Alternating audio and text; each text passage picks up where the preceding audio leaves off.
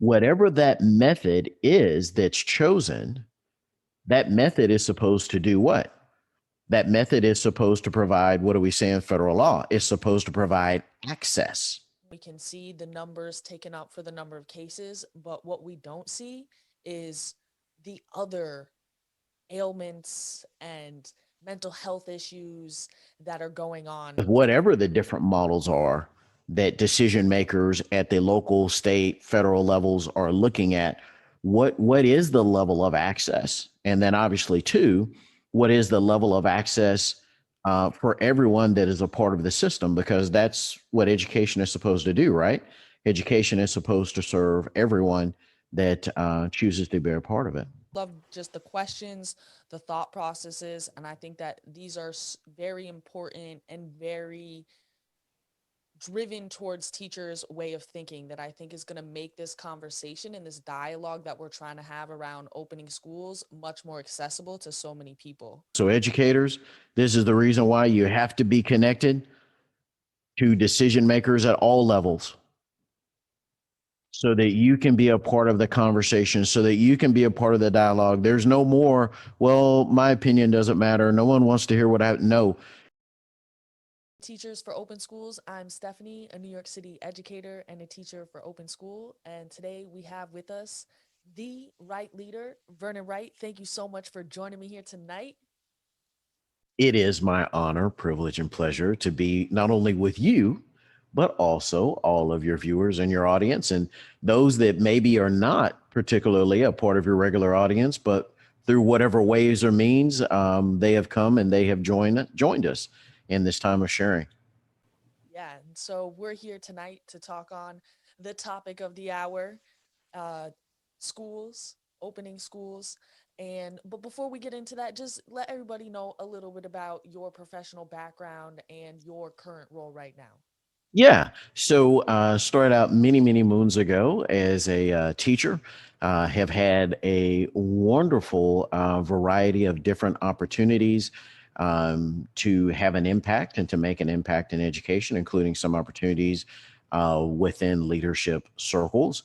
Um, Now, am not only still kind of working in leadership circles and making an impact in different things, but really doing that a lot through my consulting business. So I'm here today just kind of sharing some of the things that I have seen, not only as a consultant, having worked with different districts, but also too as well as someone that coaches leaders one-on-one as part of my private coaching business. Awesome. Yeah, that's exactly what I'd love to do is why don't we start with that first piece of, give us that big picture. You have the opportunity to work with so many different schools, districts, and teachers. So let us know what you're seeing out there. And then, the second half, we'll get into some of your advice and your tips for adapting to this environment.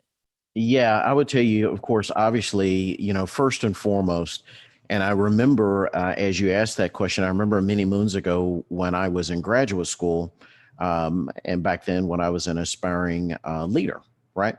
Was a teacher leader. Some of you out there that are listening to this may be in that phase of your career where you are a teacher leader and you're kind of looking at going beyond that to be an aspiring leader, maybe at the campus level or in other spaces. And so going back to when I was at that level and I was at that space in my career, one of the things that was always emphasized to us that were aspiring leaders back then is student safety, student safety, student safety, right? That comes before what the curriculum is, that comes before what the lesson plan is, that comes before whatever else it is, student safety. And of course, that was before the pandemic, that was before so many other things that happened. And I will say this that is very interesting. Now, going back and looking at all of that information and that focus on student safety first, it really gives us an opportunity to go back and ask ourselves in this current context, are we thinking about and are we honoring that student safety perspective, but not just from one angle, but from all of the different angles? And so, one of the things that I've been so privileged and have had such a pleasure in doing is being in dialogue with so many different people across the country and even beyond our borders about how this has really affected their world in terms of their impact as educators. So everyone is concerned, obviously, not only with student safety, but with staff safety as well. And then obviously, to why are we all here in education? It is to provide just that, an education. Yeah, I think that's a great point. Of course, everybody's worried about staff safety, but I think we've really been missing the kid piece in here. And we can look at one aspect of it and we can see the numbers taken up for the number of cases, but what we don't see is the other ailments and mental health issues that are going on, especially in our kids who, they don't have a voice. They don't get to vote. They don't get to do these things. So I definitely would like to see more of paying attention to that. And so what about, more of the situation, because you're out in Texas, so tell us what you're seeing there. How is it going with the schools there, and maybe any other districts that you're working with? Like, what do you see that is working? What do you see that's not working? What's making the difference between maybe schools that are going back in some capacity in person versus those who aren't? Yeah, kind of the situation that we have down here in Texas is really to some extent based upon where we are as a state. And so, kind of going back in time around the first or second week of March 2020, our whole state went on stay at home orders, or basically lockdown, right? Where everyone was, stay at home. And so we went through that process, and then local, state government, along with federal officials, got together and kind of looked at some different things. And the powers that be at those different levels made a decision to open up different things in Texas. And so that kind of has been really the thought process, or was the thought process throughout the rest of 2020, and has been in 2021, is how can things be open? Now, that's the state's perspective, right? State government. So, what different schools have done, and of course, each district is different, each school is different. You have some schools that are not public schools, you have some schools that are private schools, right? And what they have done is obviously having that option of being in person to some extent for those that have wanted to do that, along with our restaurants, our gyms, and shopping malls and other facilities. They have made that decision as to whether they would like to offer the in-person option, be all virtual, or even in some instances, some entities have chosen to go ahead and have the hybrid approach, which is if you would like to be in person up to a certain number in terms of capacity, in terms of what the local health officials have said is okay, you can have that along with obviously those that would be attending virtually. And in terms of the teachers who you've been working with, what do you see in terms of the teachers? Are they happy to be back? Are they nervous? Do we see, I hear a lot of people putting in pretty stark, like, it's like, if you want me to go back, that means you want me to die, and if I'm home, I'm safe. So, what are you seeing in terms of the teachers, how they feel in terms of their safety and any actual, outcomes? Yeah. So, speaking strictly as a consultant, I say this, I have a privilege and privilege to be connected with educators across the country. And so I think that we all understand and we all know that just looking at the news for 5 minutes will go ahead and really illuminate, as though it's not already, right? Will illuminate that we have educators that are really concerned about their health and their safety, right? But I think, too, also as well, what is also a consideration for those same educators is how can I help the kids? Because I got into the business to help the kids. So we're really at this interesting point, and we have been for a while, right? We all hope that this pandemic ends and we can all return back to some semblance of normalcy and move forward, right? Obviously, understanding that some paradigms have shifted and may not necessarily return back to what they were pre-pandemic. But really, this thought process of how can we honor the safety of everyone, and then also too as well concurrently honor why we all got into education, which is to make an impact on the lives of the students today that will be the leaders tomorrow. So all of that is part of the live discussion and dialogue that's an ongoing dialogue. Yeah, and I think, like you said, there are some important things that we can learn from virtual. I mean, there was already virtual schools before this. And as we strive to create a system that does meet more of the needs of more different types of learners, I imagine it's going to stay here. At the same time, I think that the data is pretty clear that for the vast majority of students, it's not working as well as we would like it to. So, what are some of the things that, because your field is leadership. So what are some of the advice that you have for teachers, for leaders, for administrators as we enter this really critical period that's going to be hard, on teachers? We're moving so many different parts. There is going to maybe be some back and forth between virtual and in person. You might have to do a online and in person at the same time, and you're going to have staffing shortages. So what are some of the things that we can do to really adapt and make it happen?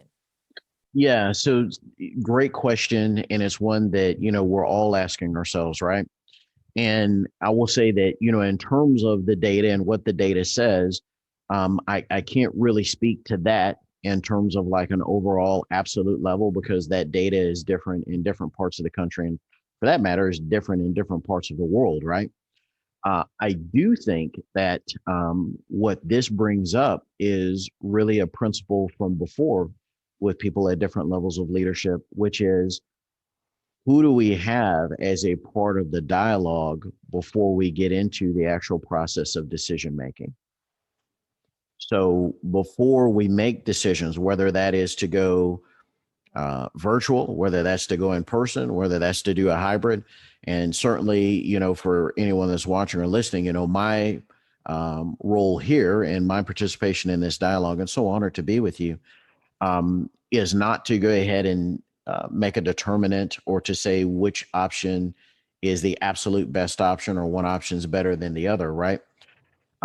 What I do want to share with everyone that's listening is, before decisions are made, do we have all of the perspectives represented as a part of the dialogue? Because whatever that dialogue is, typically, right, within the process, whatever that dialogue is leveraged to make a decision upon. So thinking about different things concurrently. So in other words, it's not just all student safety. It's not just all curriculum. It's student safety and curriculum. And also to, let me say this, and because we're obviously within what is such a unique situation, we're dealing with the health things every single day, right? But I think what this does, and this instance of us coming together in conversation and dialogue, right, is it gives us an instance to take a step back just for a brief moment and to ask ourselves, what is education?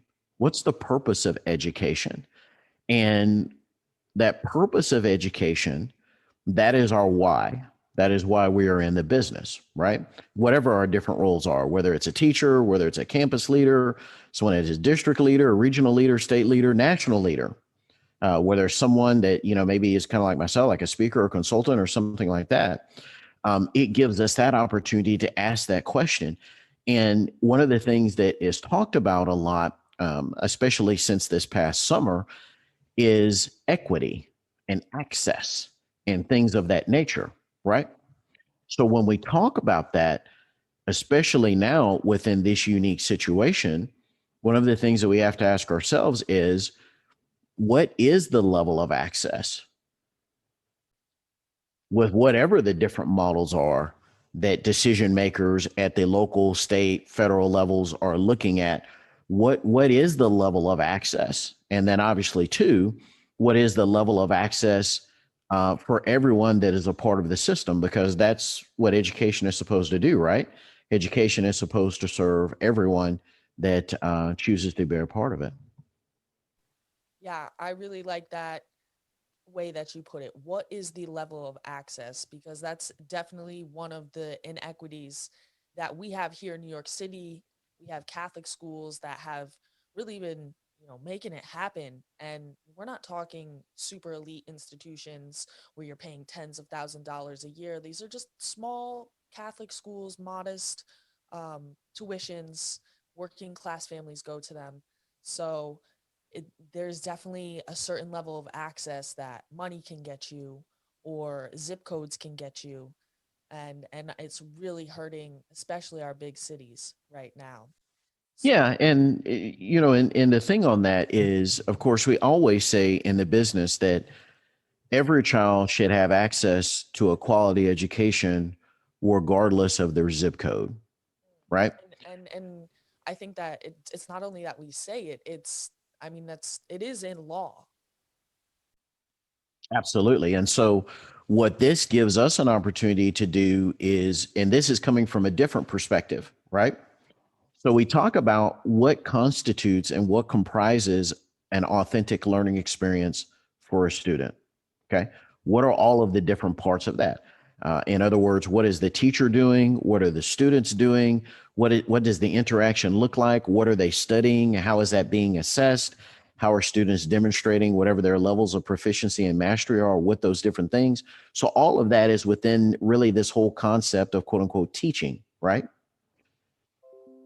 Also, too, from a different perspective, and just as equally important, is the process of really asking the question, what actually supports and makes possible the learning process? What makes that possible? What makes the learning happen every single day? And so that's when we start to look at infrastructure. That's when we start to look at school finance. That's when we start to look at a lot of different things that support that classroom experience happening, whether that's in person, whether that's virtual, whether that's hybrid. And so I mention that because not only does this unique situation give us an opportunity to go back and think about what constitutes and comprises an authentic learning experience, it gives us an opportunity in community, in collaboration with various stakeholders, right? Local, state, federal levels, to really look at how are funds being allocated.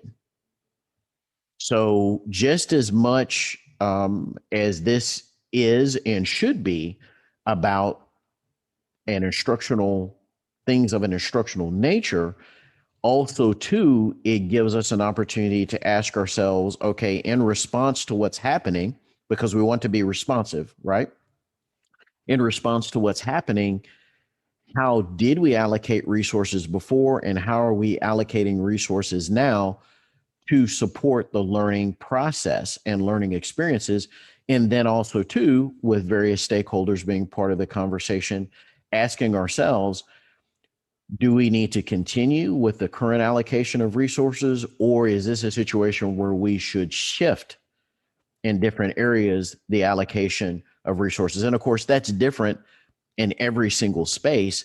And certainly, I'm not here to say, well, this format is the format that every single entity, whether they're public or private, should follow. But it also gives us the opportunity to ask ourselves this: are all of the stakeholders in the community a part of the dialogue? Because ultimately, who are we here to serve? We're here to serve the community and make an impact in the community. Yeah, I think that's a very important point about the dialogue and who's at the table. And this is something that I've talked about in my own personal channel before this, about that teacher power, about taking those small opportunities and kind of carving it out Mhm. and trying to make more of something that was so small. And I really see this as an opportunity where that teacher voice can shine. Um, but I feel like too often we're kind of getting stuck in this mode of just saying, well, these are all the things that we've never had. We don't have this, and we don't trust you to do that. And it's not that I don't think that those are valid points.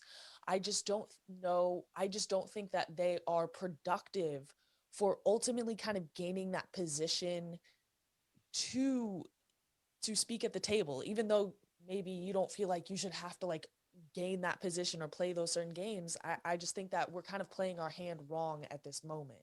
Well, what that brings up is it brings up this concept that I'm sure all of your audience are familiar with. Some of them maybe are experts in it. Certainly, I don't pretend to be an expert in it, but it brings up another opportunity, and this is a great place for people to take notes if they haven't been taking notes already, is to really think about this concept of instructional design. Okay. So when we think about instructional design, it's basically just that, right? We flip the two words around. It's designing instruction.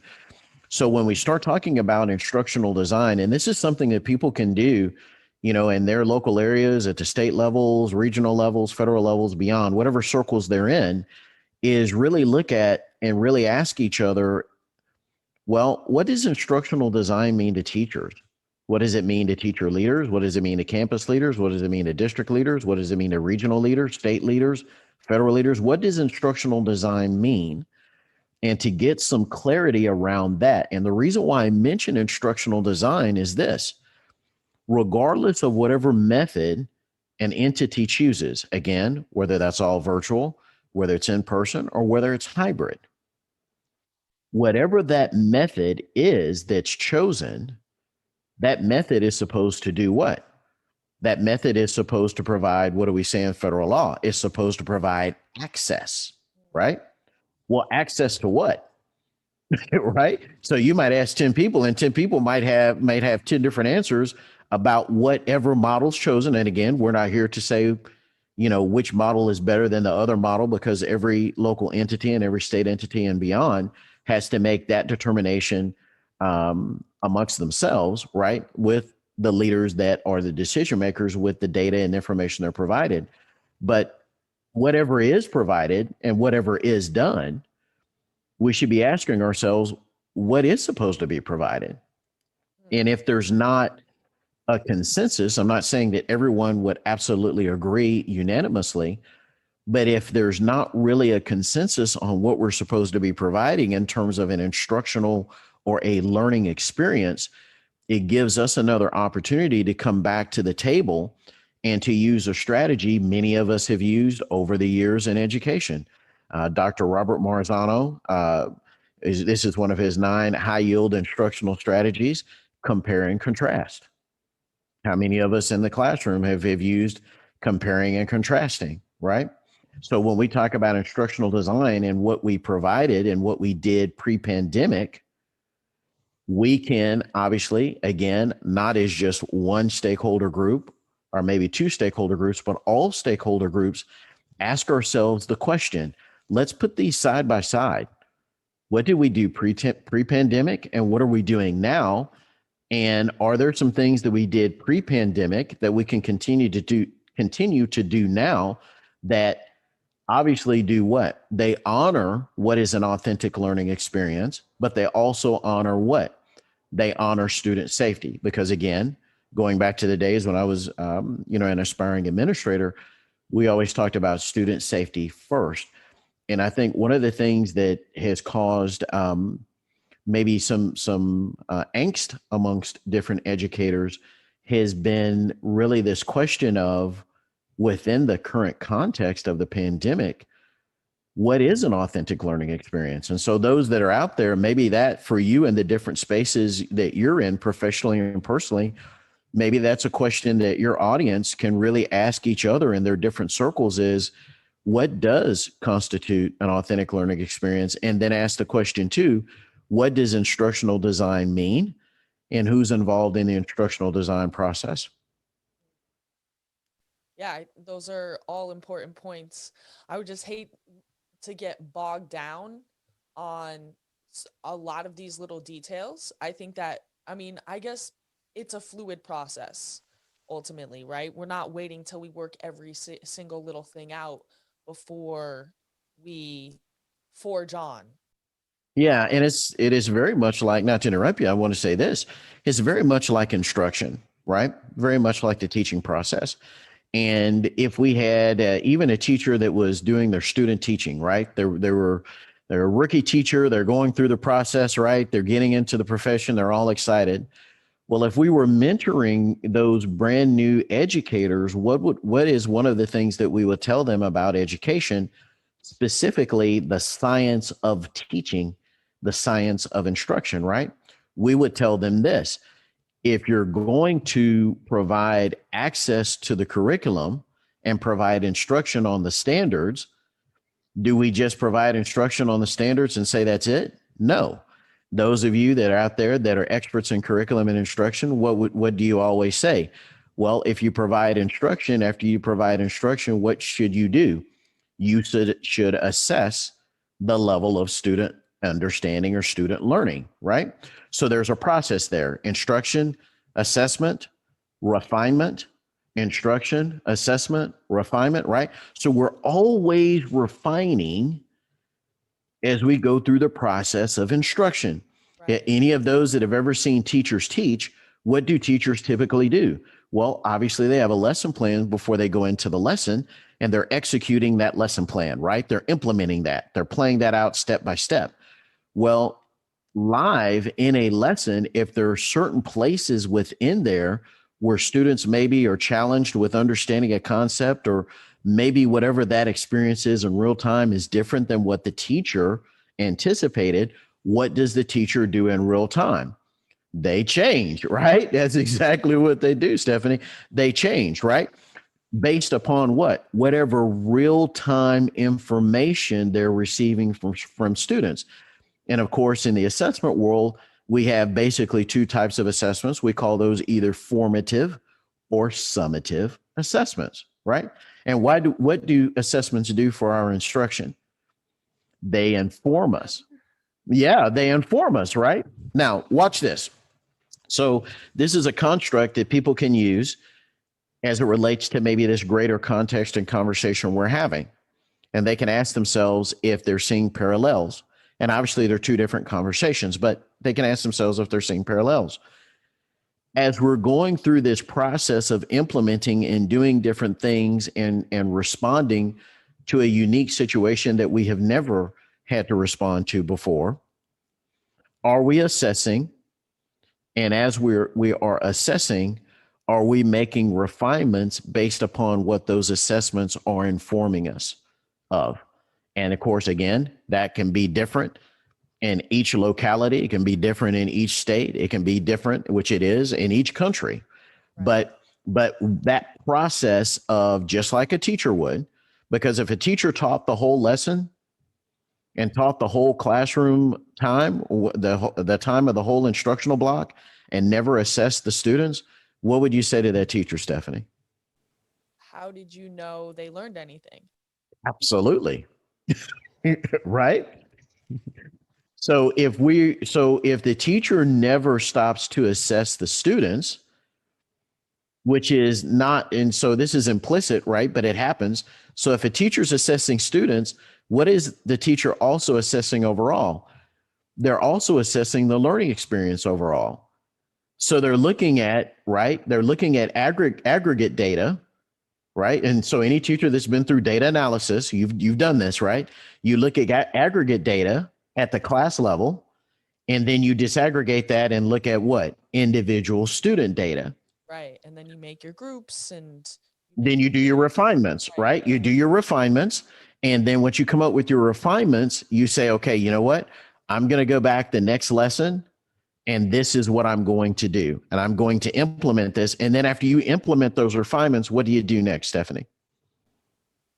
Then you would reassess to see if they, learn the material that they missed the first time, or Absolutely. It's right. It's a process, right? yeah. So what I want people to understand and to see is, as we're going through this again, this very unique situation that is different in every locale, right? I want them to ask themselves, Are we implementing the things that have been recommended by decision makers? Are we assessing whether those things have been effective or not? And based upon the information those assessments have provided us, have we made refinements?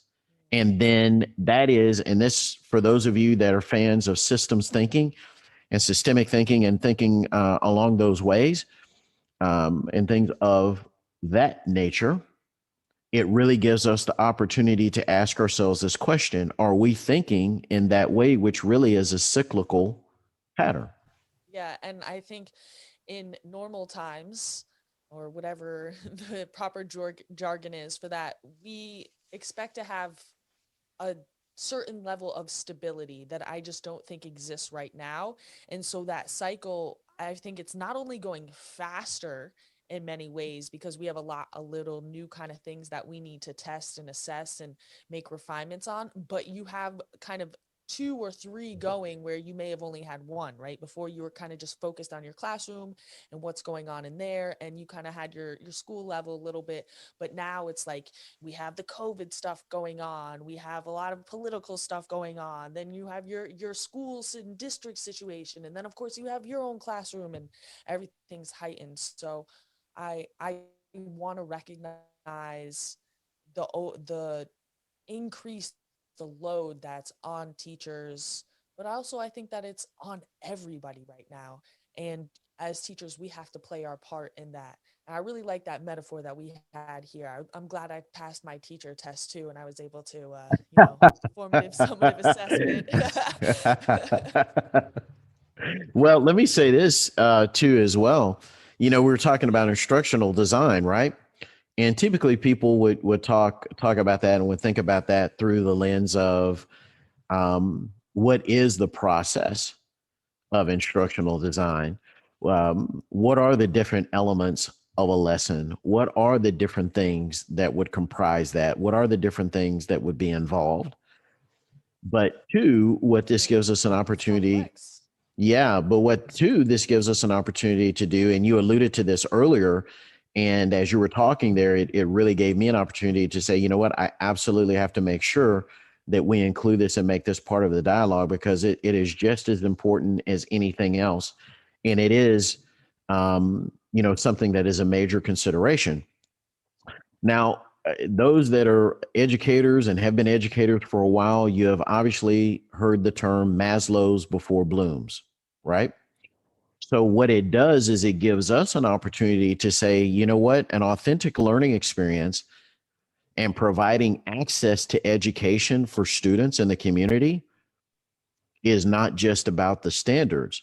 It's also about what we also talk about in education, SEL, social emotional learning, right?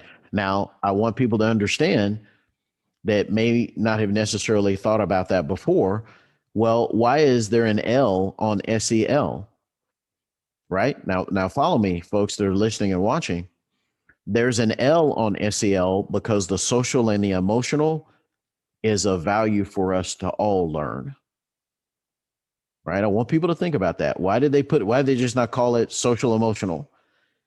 There's a point, right? Why it's called social emotional learning, because we're all supposed to be doing what? Learning about social emotional health.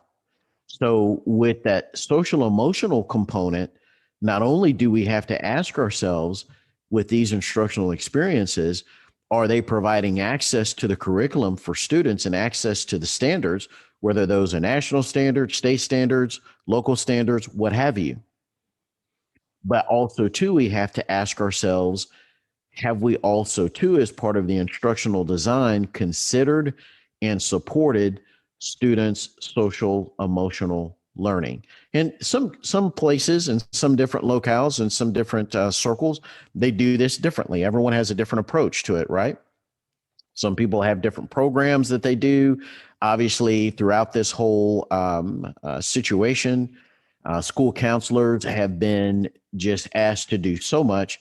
And a shout out to all of the school counselors that are out there that really have been supporting in all of the different ways that they have beyond what probably they have imagined they would ever be called upon to do in terms of schools. And so, definitely, I want to give a shout out to all of the school counselors across the country. They're the real heroes as well.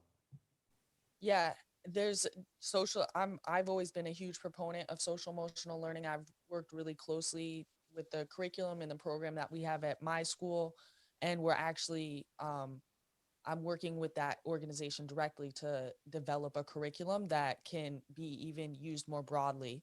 So I'm definitely a big proponent of that. But I also think that, so, you have to learn it, but some of it is just implicit within the system. It's the structure built in, it's the social interactions, it's the space that we create generally at our schools by coming together in person. And so I Right. think Well, let that me. is a thing that we have to consider too, with what school provides. Correct. And let me say this too. I think you're kind of breaking up a little bit there on your end a little bit, but we're going to go ahead and push forward with it.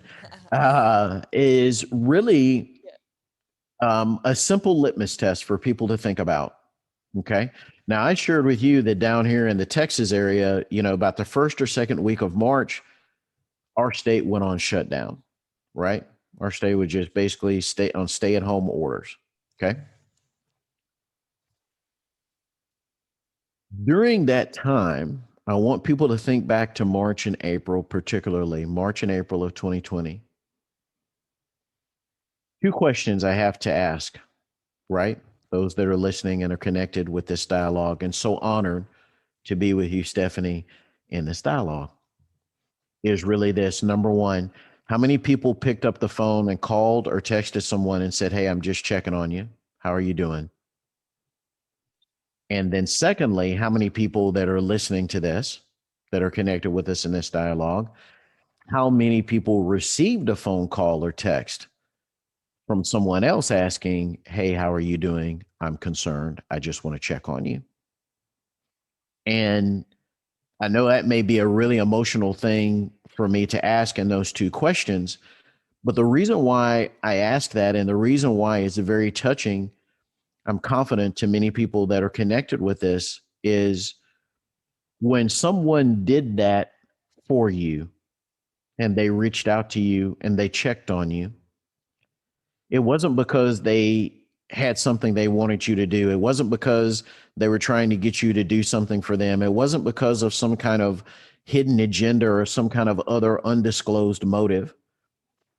It was because they valued you as a human being. Now, here's a question, and that is a very simple thing all of us can do. If that means a lot and meant a lot for those that had that for them as an experience, people reach out to them back in the spring of 2020. What do you think that means for a kid? What do you think that means for students? So, one of the things we have to understand is, and social emotional learning just didn't come on the scene during COVID. Social emotional learning was here long, long, long before COVID ever existed. And in the business world, that's quite often talked about amongst leaders as EQ, or emotional intelligence. So those things have been around for a long, long time. But knowing that this situation, being COVID, this global pandemic, has in many ways restricted our ability to interact as human beings. Knowing that, and knowing that our ability to interact as human beings is in part what makes social emotional learning so valuable and makes social emotional learning work. If we know that that access has to some degree been restricted or has been altered or changed to no fault of our own, right? It just happened. We're living in this experience. It again brings us to another decision point and another point of reflection to ask ourselves, are we serving the social emotional learning needs of students through whatever channels we have? And so, two things right there. Number one, are we serving them? And then number two, for people to ask that are in the communities, for them to make a list. What are all the different ways that we're serving social emotional learning needs And when I work with different clients and we ask about whatever the desired outcomes are, one of the things that I do, particularly when I coach people, is they ask them a couple of questions. First of all, what are the desired outcomes you want? Right? This is a pro tip. So people that are watching or listening, great place to take notes. And I ask them, what are the desired outcomes that you want? And they'll tell me, well, Vernon, I want this, I want this, I want this, I want this. And then I will ask them this question, what needs to be in place for that to happen? These are And I was just gonna yeah, say well, go ahead. Yeah. I love just the questions, the thought processes, and I think that these are very important and very driven towards teachers' way of thinking that I think is going to make this conversation and this dialogue that we're trying to have around opening schools much more accessible to so many people. Yeah, because remember, and something that folks may not necessarily think about as often or as much is that just because a decision maker is in that role, it doesn't mean that they have access to all of the information that's in play. Let me say that again. Just because, a great place to take notes, folks. Just because a decision maker is in that role, it does not mean that they have access to all of the information that's in play. So you might say, well, Vernon, what does that mean to me? Right? I'm just a teacher, which I really dislike hearing teachers say that because they're marginalizing the phenomenal impact that they have on students every single day. There is no, to me personally, there is no such thing as I'm just a teacher. That would be like me trying to say, well, what, teachers don't matter. No, absolutely not. Teachers are heroes. They're absolute heroes. So I just dislike hearing teachers say, I'm just a teacher. No, you need to be saying I'm a hero, right? Because that's what you are for students. But for teachers to understand, you are that voice. You are that person that understands what a learning experience is like. You are that person that understands what's going on with that kid. You are that person that understands. I used to ask kids this all of the time when I was a teacher years ago. I used to ask the kids, what games are you playing right now on PlayStation or Xbox? And I knew. So if somebody asked me, hey, Mr. Wright, um, that student over there, like what favorite video games that I like to play? And I said, well, they love playing NBA 2K or they love playing Madden, right? So I would know that because what had I done? I had spent time in community with those students learning about what was important to them. So, what I want to say to educators at all levels, whether they see themselves as decision makers or not, I want to tell them unequivocally this right here. Great place again to take notes, folks.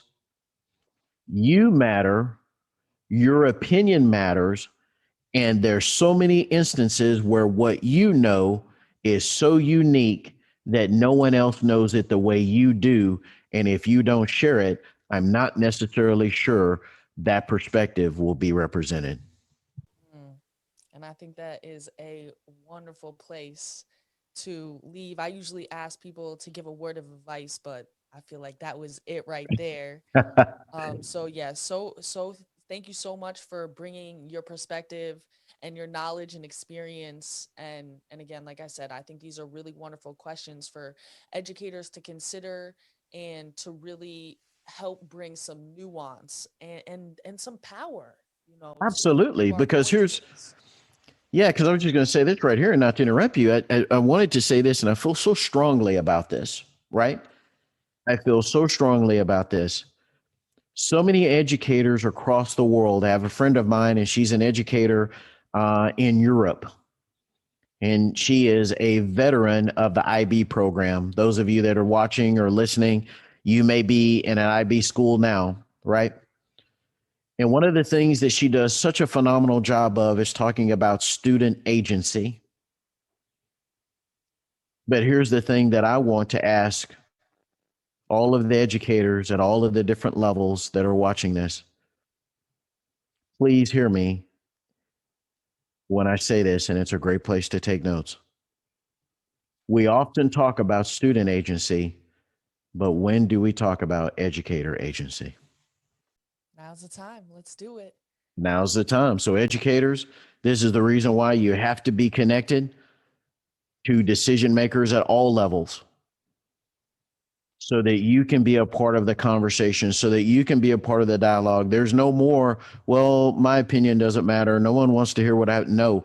You were put on this earth to have the one unique perspective that you have, and we need your voice. We need every educator's voice to be a part of it. And again, that's isn't that what we do when we talk about student agency? We want students to have a voice and be active participants in the learning. Well, if that's what we want for students, shouldn't we want educators to have an active voice in the dialogue? And So honestly, again, that's exactly what our purpose is here, yeah, is to really elevate those teacher voices. And we've been fortunate enough to be able to figure out, okay, who are the stakeholders across different states in America. We're able to connect teachers with different leaders, administrators, information on what kind of questions they should be asking. So I urge any teachers who are watching this who are unsure about what to say or how they can say it, or if they're a little bit nervous about saying it, reach out. We have so many teachers that are just like you. We have so many resources, so many people who can support you and really get you to that place where you feel confident, because we need your voice. and I want to say this. I promise this will be my last thing. Right before we close the episode, change happens when there's a conversation. If there's never a conversation, there's never a change. Thank you so much, Vernon, for joining me here. And as always, stay in contact. We'll be checking back in with you, and be safe, be well, stay blessed. My honor, and be blessed, everyone that's connected.